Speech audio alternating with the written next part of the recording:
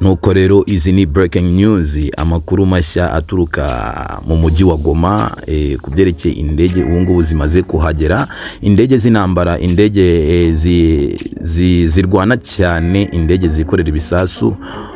Ubwo rero aya makuru arimo aravugwa mu mujyi wa Goma, izi ni indege zimaze kugera ku butaka bwa hariya muri Kongo mu mujyi wa Goma, hariya ku kibuga cy'indege, ndetse n'izindi zirimo zirateganwa ko hari izindi ziri buze kuza mu byo kwifashisha kurwana intambara iri hagati ya FARDC ndetse na M23. Ibintu rero, ibintu bimeze nk'ibikazi, ibintu bimeze nabi cyane. Ubwo none ikibuga cya Goma cyari kimaze gufungwa.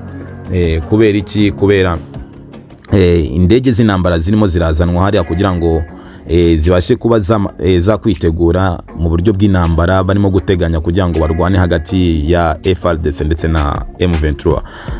Hagati y'aho ngaho rero amakuru mashya atugeraho na amakuru ubwo bafungaga ikibuga cy'indege, byavuzwe yuko bagifunze kubera ingabo za Kenya ubwo zakoreshaga inzira y'ubutaka ziza muri Kongo kugira ngo mu buryo bwo gutanga umutekano cyangwa gucunga umutekano, amahoro agaruke muri Kongo. Nibwo rero bafashe umwanzuro wo kugira ngo bafunge ikibuga cy'indege kugira ngo babashe kuba bagira umutekano usesuye.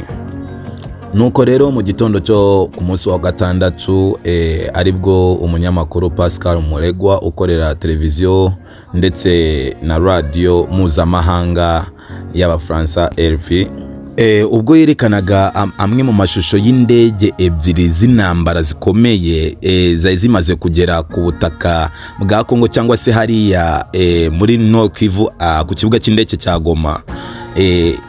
Haje kuvugwa amagambo menshi, dore ko n'abaturage ubwo bazibonaga mu kirere zirimo barimo barazitestinga cyangwa barimo kuzikoresha imyitozo, abaturage ugasanga barimo baravuga amagambo menshi bavuga ngo asante President Kisekedi, urakoze cyane, asante sana, asante sana, asante sana.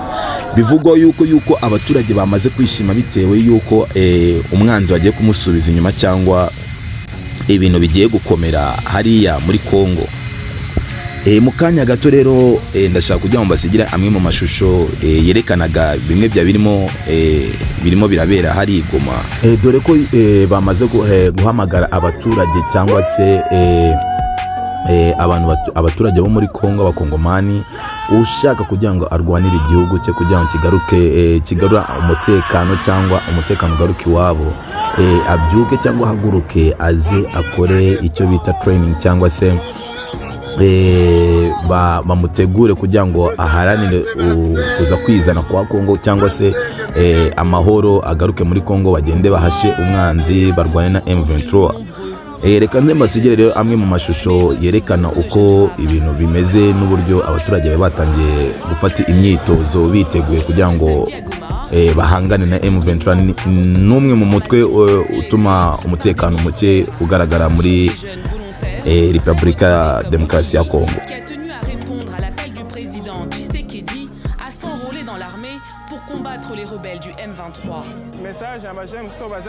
Il faut que tous les jeunes Congolais patriotes viennent pour appuyer les FARDC.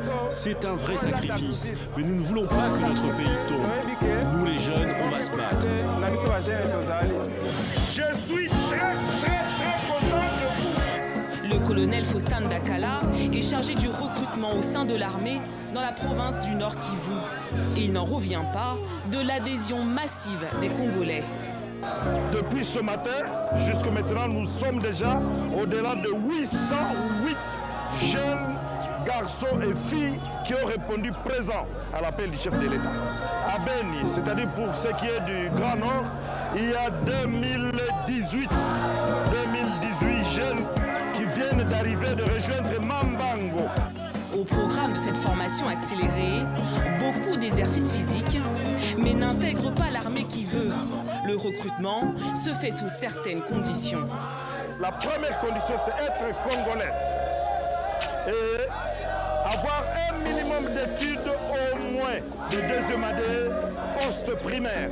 Avoir une bonne moralité, c'est-à-dire être de bonne vie et mœurs. En attendant de nouvelles recrues, les affrontements se poursuivent dans le territoire de Rutshuru, au nord Kivu. Kisovu kiwiwiwe yizera ko meze neza duhagaze ku musozi tureba izi ndege z'abarusiya uburyo ziri kwiyereza mu kirere cya Goma zigakurura n'ikiwacu hano. Kisovu turi kugira ngo Kigali itumenyeshe hakiri kare tuve muri zone kuko Gisenyi nzaga ari Mariupol nzaga ari Kiev kuko hano yotugora tutangire tuzamuke ku Kibuye tujye Gisovu hakiri kare.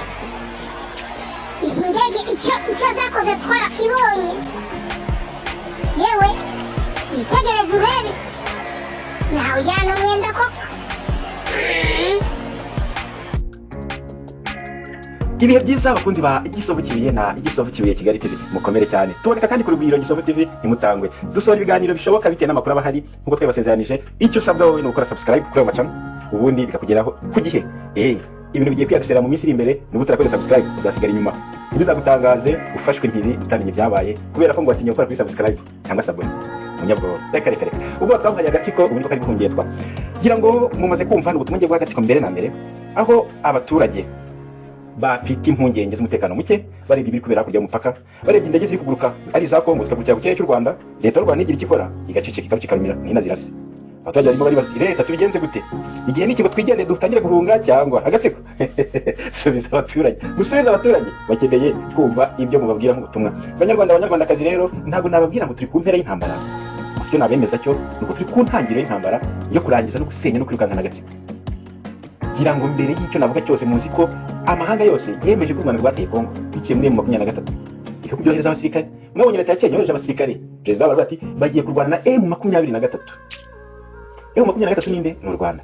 U Burundi mwumvishe ko perezida wabo yavuze ati tugiye gusenya tugiye gusenya icyo bita agatsiko tugiye gukarasa kazicuza impamvu kabayeho. M23 yavuga M23 abeshya ariko tuziye M23 ninde i Kigali. Ubwo rero nkuko mumaze kubibona ariko nanone nahera ku butumwa bw'abantu batwandike batubaza ngo ni ikihe kibazo cyabaye Igoma ko indege bagomba gufata zitemerewe kwikandagira Igoma. Ngira ngo mwarangije kora desi igisubizo nuko kuri iki cyumweru ku kibuga cy'indege cya Goma hari ukwakirwa kw'indege za gisirikare zije gutangiza urugamba mu kubohoza Kongo mu kurasa umwanzi wa Kongo. Kongo ivuga ko yiteye ari u Rwanda.